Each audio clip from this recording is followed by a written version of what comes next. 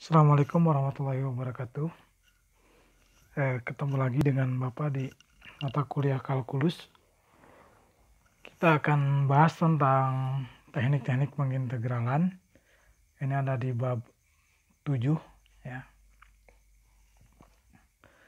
Anda bisa lihat nanti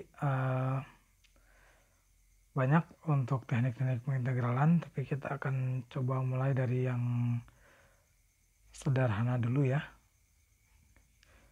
Yang pertama kita lihat teknik pengintegralan dengan substitusi, metode substitusi ya. Pertama kita lihat teorema A, kita katakan ya, teorema A. Misalkan untuk menentukan integral fx dx, kita bisa mensubstitusi sebuah fungsi u ya, nanti bisa mengganti u, yaitu u itu misalkan adalah gx, fungsi g dalam x, di mana g-nya itu merupakan fungsi yang dapat diintegralkan. Nah, apabila nanti substitusi itu mengubah fungsi fx ya, ini fungsi yang sebelumnya ya, yang dalam soalnya atau integran biasanya disebut ya, fx dx menjadi hu ya, fungsi baru dalam u du. Dan apabila h ini sebuah anti turunan dari h besar adalah anti turunan dari h kecil, maka ya, menurut teorema integral fx dx itu sama dengan kita bisa merubah menjadi integral hu dx, di mana u-nya ini bukan variabel tapi dia fungsi tadi ya. U itu sama dengan gx.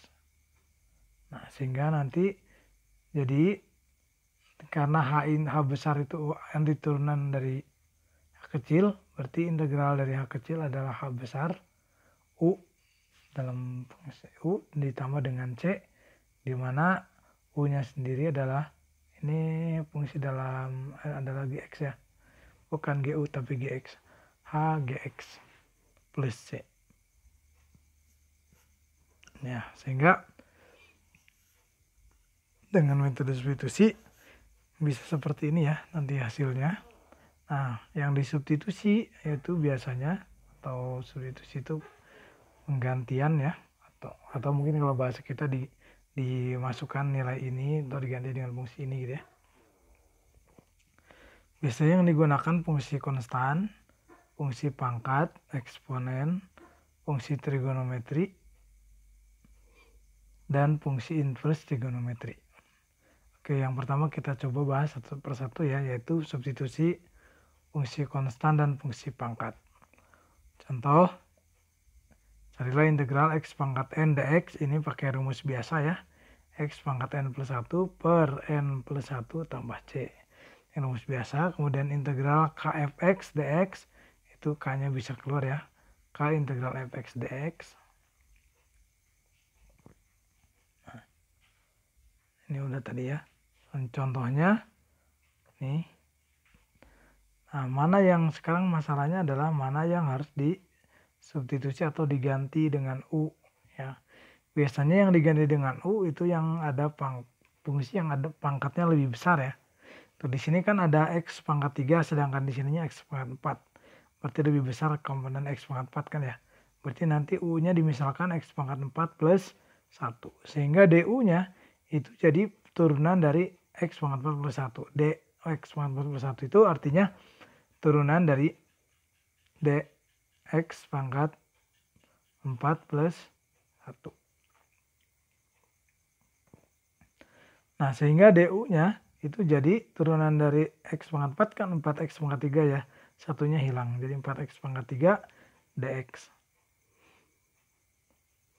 Terus kita bisa menulis bahwa dx-nya sama dengan du per 4x pangkat 3. Sehingga nanti yang di dx ini disubstitusi ya menjadi fungsi ini. Gitu ya. Kemudian yang x pangkat 4 plus 1 itu jadi fungsi u substitusinya. Oke, substitusikan ke persamaan contohnya. yaitu integral x pangkat 3 akar x pangkat 4 plus 1 dx. Nah, x pangkat 4 plus 1-nya kita rubah jadi u, akar u ya, akar u itu sama dengan u pangkat setengah. Kemudian di sini dx kita rubah jadi du per 4x pangkat 3. Jadi x pangkat 3-nya bisa dihabisin, bisa dicoret. Sehingga integral u pangkat setengah du per 4 ya. Kita gunakan ini kan 4-nya konstanta ya, per 4-nya. Kita gunakan aturan konstanta, nanti 4-nya bisa ke depan. Bisa pindah ke depan ya. Jadi seperti ini. 1/4 integral u pangkat setengah du. Ya, gunakan aturan pangkat. Oke, gunakan aturan pangkat. Sehingga ini jadi u-nya tambah 1 ya. U 1/2 tambah 1 per, nanti ini bagi dengan 1/2 tambah 1 sama dengan fungsi ini. Oke, jadi 1/4. Nih, nanti jadi 1 per, ini kan 1 tambah 1 jadinya tuh 1/2 tambah 1 maksudnya. Jadi 3/2 ya. 1/3/2 itu sama aja dengan dibalik. Jadi 1/3/2 itu sama aja posisinya dengan 2/3 ya. Satunya hilang. Gitu ya. Jadi nanti hasilnya 1/4 kali 2/3 kali u pangkat 3/2 plus c. Jangan lupa c-nya ya. Nah, ini kan bisa kita coret. Ini 2. Jadi 1/6 u pangkat 3/2 plus c. Kita rubah lagi u-nya. Tadi pemisalannya ya. Tadi pemisalannya adalah u-nya itu x pangkat 4 plus 1. Berarti dirubah jadi x pangkat 4 plus 1 pangkat 3/2 plus c. Inilah hasil akhirnya ya dari integral tadi dengan menggunakan metode substitusi ya. Kemudian nanti dilanjut dengan aturan konstanta, kemudian dilanjut dengan aturan pangkat. Oke, ini salah satu contoh. Oke, yang masih metode substitusi, yang kedua adalah substitusinya dengan trigonometri ya, pada fungsi-fungsi trigonometri.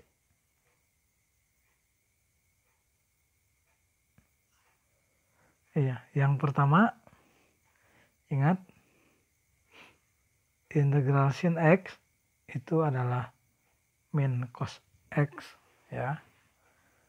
Karena integral turunan cos kan min sin. Sehingga integral sin x itu adalah min cos.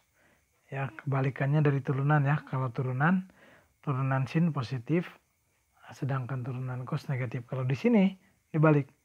Integral sin negatif, hasilnya kalau integral cos positif. Gitu ya.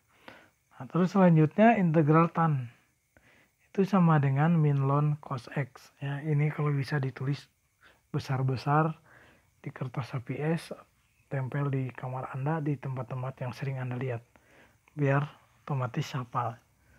Kemudian yang keempat, secant kuadrat x dx, ya itu integralnya adalah tangan x, karena kita tahu bahwa turunan dari tangan x itu adalah kan secant kuadrat ya. Kemudian kosekan kuadrat x itu turunannya adalah min kotangan x. Sekan dikali tangan x itu turunannya sekan x ya. Ya karena turunan dari tangan itu kan sekan kuadrat ya. Seperti itu ini. Kemudian nanti kosekan x dikali dengan kotangan x itu sama dengan negatif kosekan x plus c. Ya, ini aturan-aturannya yang bisa kita gunakan.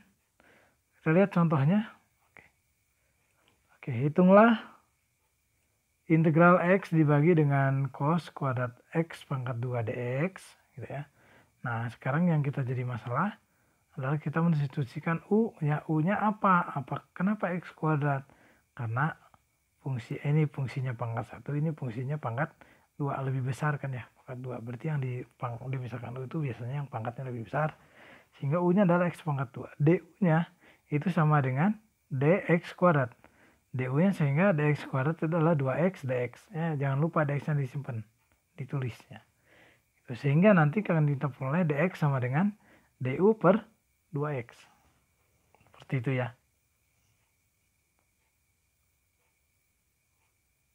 Atau boleh juga Anda nulisnya begini. DU DX, pada pernya, itu sama dengan turunan dari X kuadrat. Berarti 2X ya.